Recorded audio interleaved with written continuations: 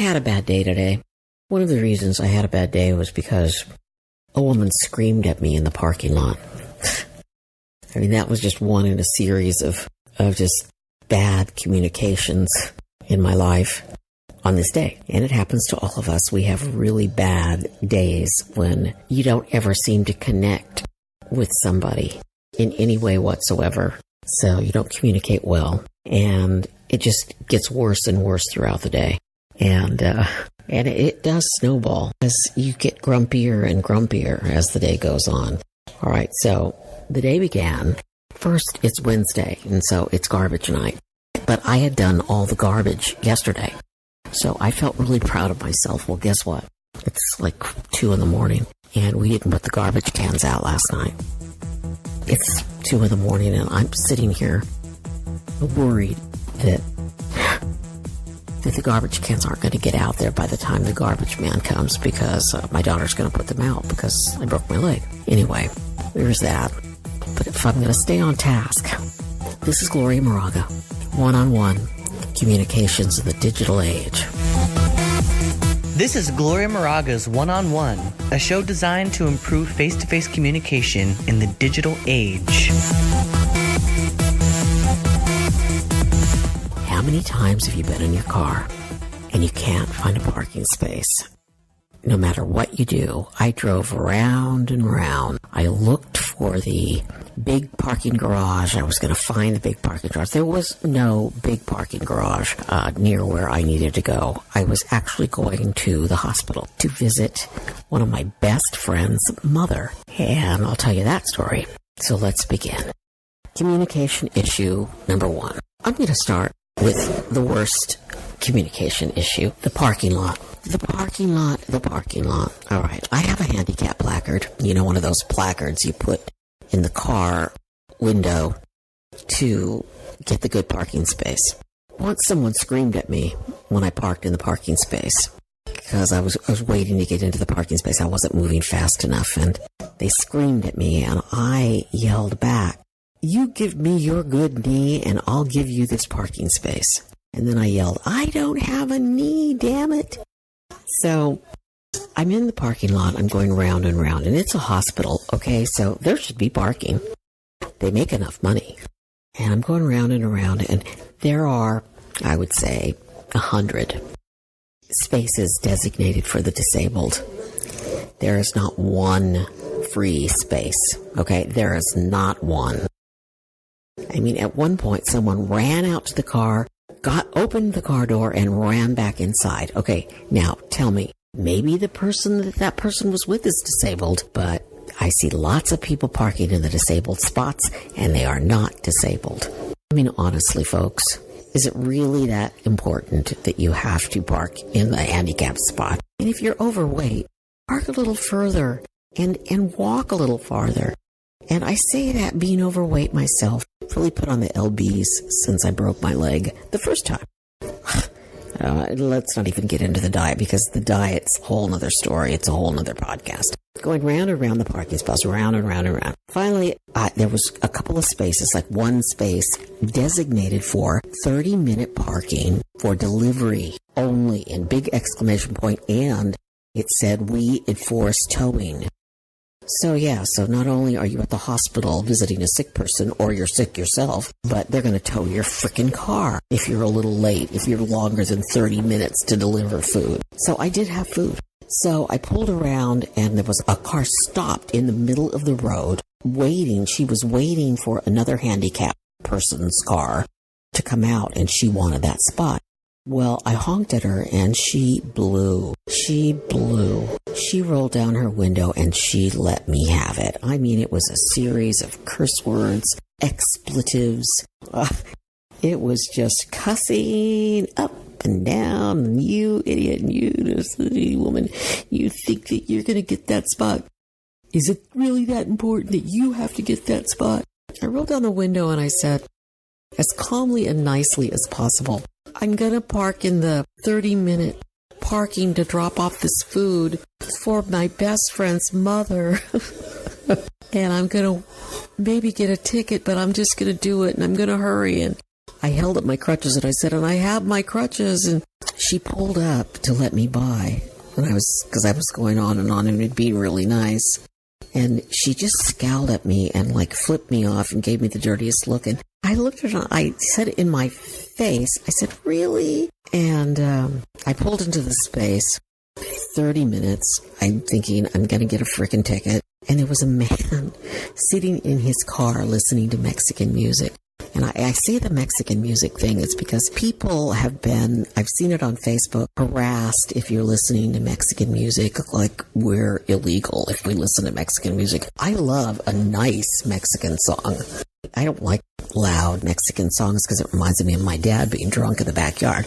That's another story. This man's listening to Mexican music softly. And I'm struggling to get out of the car because it's not a handicapped space and I can't bend my knee all the way. My knee will not bend all the way now because it was just broken.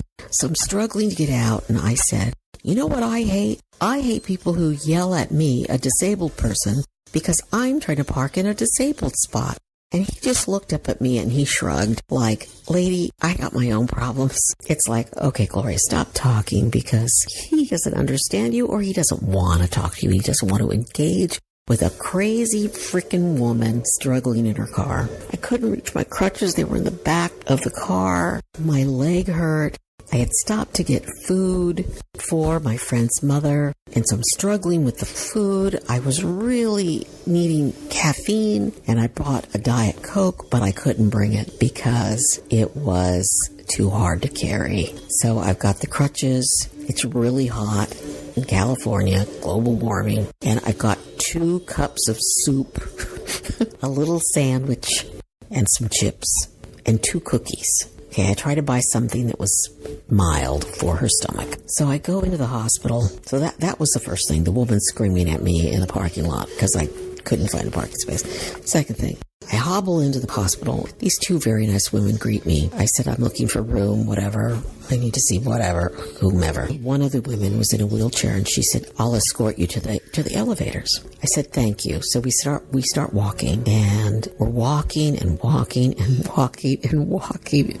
And I said, are we close? And then I kind of said, are we there yet? She just kind of looked at me and she said, no, see down there? And she pointed to this long hallway, and it looked like, a Stephen King horror movie when the hallway it elongates and looks really long. And I started to feel like, at the end of the hallway were those 2 creepy twins, in that movie of his. I felt faint when I looked out the hallway. The 2 twins down there. It was like, holy mackerel, how the heck am I going to get down there? And so we're walking and walking and walking. And she says, if I had known that you were in this much pain, I would have gotten you a wheelchair and we could have had somebody wheel you up. And I think to myself, now you tell me. And instead I said, oh, it's okay. It's like, it's not okay. What? And I'm thinking, I'm sweating. Okay, sweat's pouring down off my brow. It's like, what am I going to do now? These 2 people are waiting for the elevator, and they see me with the woman in the wheelchair. And of course, they know I'm going to take forever to get into that elevator.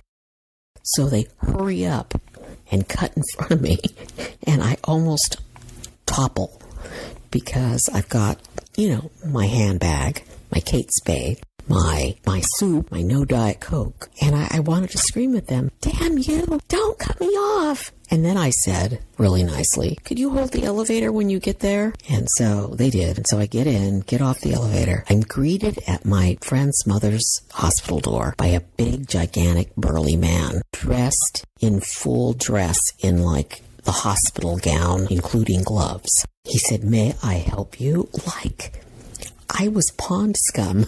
Who the hell are you to think that you're here? And I said, hi, I'm Gloria Moraga, as if that's going to open all the doors in the world for me.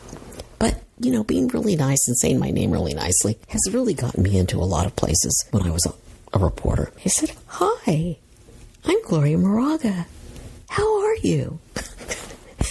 He just glared at me and just stared me down. And I said, I'm Mark's friend. And I said it real kind of loud and slowly.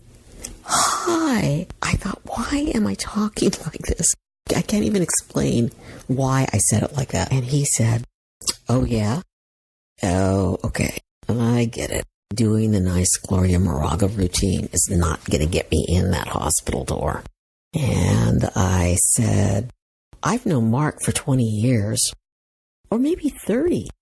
We were friends when I was a reporter in Fresno. So then his face, he kind of softened a little bit. And he goes, oh, do you still live in Modesto? And I said, no, Fresno. I've never lived in Modesto, but I worked with Mark in Fresno and here in Sacramento. Oh, okay. All right. Well, you know Mark then. Yeah. And I'm here to see his mom. Oh, you can't see her right now. She's with the nurse. Oh, okay. So I'm standing there and I've got my crutches and my legs throbbing. Don't tell my daughter. And I've got the soup, chips, and the little bun, little tiny sandwich slider thing. And the 2 cookies. Don't forget the 2 cookies. He says, well, you better get a gown on or they're not going to let you in here. And of course, at that moment, do I think to ask, why? Is she highly contaminated or any of that stuff? Did I ask that? No. Instead, I said, okay, where do I get the gown? Oh, Gloria, Gloria, Gloria, Gloria. So I put on a gown, I get gloves, I put on the glove. I just had my nails done, and I'm thinking, I hope my nails don't get messed up. So, turns out, our patient, our lovely patient, was actually having to go to the bathroom, and that's her problem. She's got an intestinal flu. So, when I was all gowned up, Mr. Doorman moves out of the way, and I walk in, and of course, she just used the bedpan. And so that hit me. I'm not going to go into any more of that. So, Doorman offers me a chair. I sit down. I'm trying not to breathe. She looks at me. Now, I've met her 3 times in my life. Once 30 years ago, once 20 years ago, and once 2 months ago. So, of course, she doesn't know me. Who is this freaking stranger on crutches in her room with a big bag of food? And I said, hi, I'm Mark's friend, Gloria Moraga. I'm Gloria Moraga. Hi, as if magically that's going to change everything. Who? And then she says, I can't hear you. I don't have my hearing aids. And I said really loud, hi, I'm Gloria Moraga. And she goes, well, I can hear that. Who are you? Oh, she didn't even know who I was. It's like, I'm Mark's friend, Gloria. Oh, then she recognized me. She's really, honestly, she's sharp as a tack. I brought you a snack. Oh, that was it. That really did it. She didn't want the food. She didn't need the food. She can't eat the food. And I kept thinking, I had called earlier and the nurse said, bring her some food. You know, she's complaining about the food here a lot. Why don't you bring her something to eat? Why did I go get food for a woman who's sick in the hospital with stomach problems, but I make a big effort to go and get food? I mean, I'm just dumb. It's just dumb. Oh no, she doesn't want the food. So the food bag was all we talked about the whole visit. Please don't leave that food. Please take that food. I don't want the food. I don't like the food. And her friend, Mr. Doorman, said, what she wants, she gets. So you better take that food. I said, I'm taking the food. We don't have to worry about the food. The food's gone. The food, we could put it in the trash can right now. And I thought, you're going to throw away that cookie? That great cookie, that macadamia nut white chocolate chip cookie? No way. So I sit the food on the ground. It's double bagged. The guy double bagged it for me so to wedge the soup so it wouldn't fall. So it's double bagged. And I'm not thinking at all because I'm thinking I brought food into a room that's contaminated, and had to be suited up with hospital gear before I could go in there, and now I got this food sitting on the floor. Of course, I didn't think about any of this at the time. So we chatted a little bit, and we talked, and I told her that I'd be very happy if she wished to bring my video camera down and shoot a video of her for the wedding, because the reason my friend wasn't here visiting his sick mom is because he's at his daughter's wedding, which is across the country. So, she doesn't want to be videotaped. She doesn't want the camera. She doesn't want me to take any pictures. Well, I wouldn't have taken a picture because she was not feeling well. So about 1 minute into the visit, after we talked about food, it was longer than a minute, but time was just like an eternity in there. Oh, and let me tell you this. I don't go to hospitals to visit people. I will go to hospitals for my loved ones, like my mom, my dad, my cousin Gary, my cousin Richard.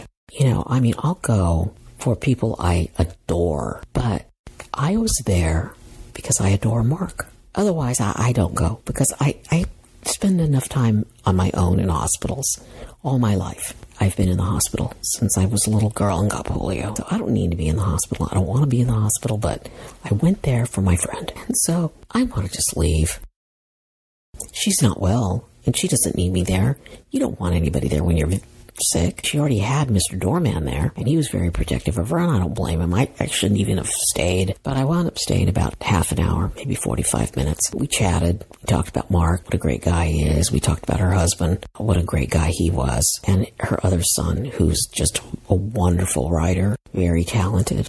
We talked about the family. She talked about her grandkids. She told me about her grandkids. We chatted about them. We chatted about my grandkids. So we had a nice visit. Then Mr. Doorman came through for me and said, I am going to go down and get you a wheelchair and wheel you out to your car. And I just thought, I am in love with you. So I said my goodbyes.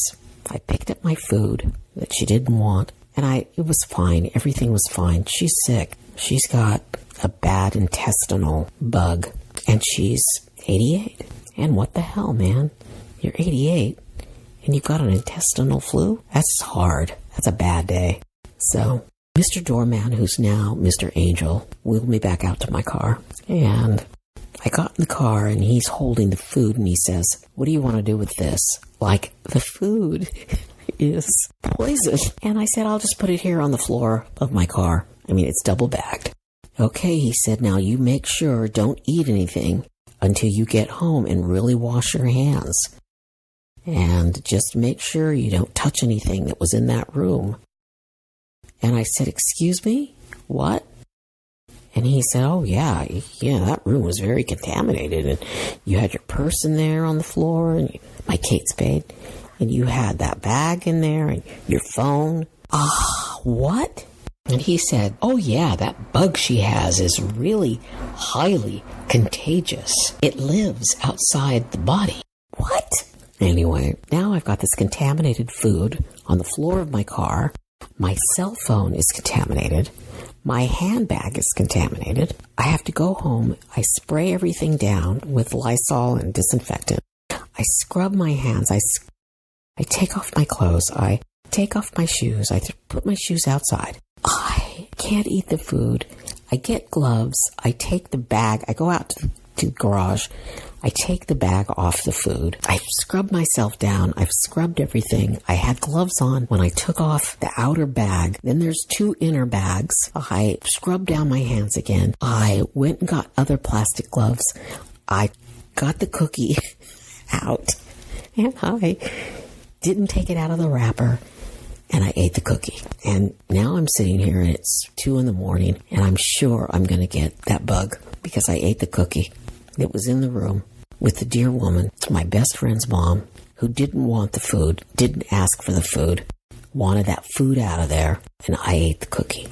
Gloria Moraga, one-on-one. Communications of the digital age. A bad day for communications for me. Got in a fight with a woman in the parking lot. Talked to the man in the parking lot who didn't understand English and glared at me. Probably thought that I was an anti-Latino Mexican hater, and I'm not. I'm Mexican. I didn't ask for a wheelchair when I walked into the hospital. I didn't ask for help halfway there when I needed help then. Didn't ask about safety measures when I was going into the hospital room. Put the food down on the floor. Pulled out my cell phone, started using my cell phone. Now I'm throwing away my cell phone cover. Washed my cell phone down. Didn't ask anybody about what she had and how contagious it was. Only found out because the guardian angel man, doorman, offered me the information and told me to be careful. Don't eat any. He was warning me not to eat the cookie. He knew I was going to eat the freaking cookie. He knew, and he told me, and he warned me, and so I didn't eat the freaking cookie. And my Diet Coke that I'd left in the car was all watery, and I drank that by putting a napkin around the cup. So I was sure the germs were crawling up my hand into my mouth. I had poor communications all day long. Not just there, but all day long. I'm Gloria Moraga, one-on-one communications in the digital age.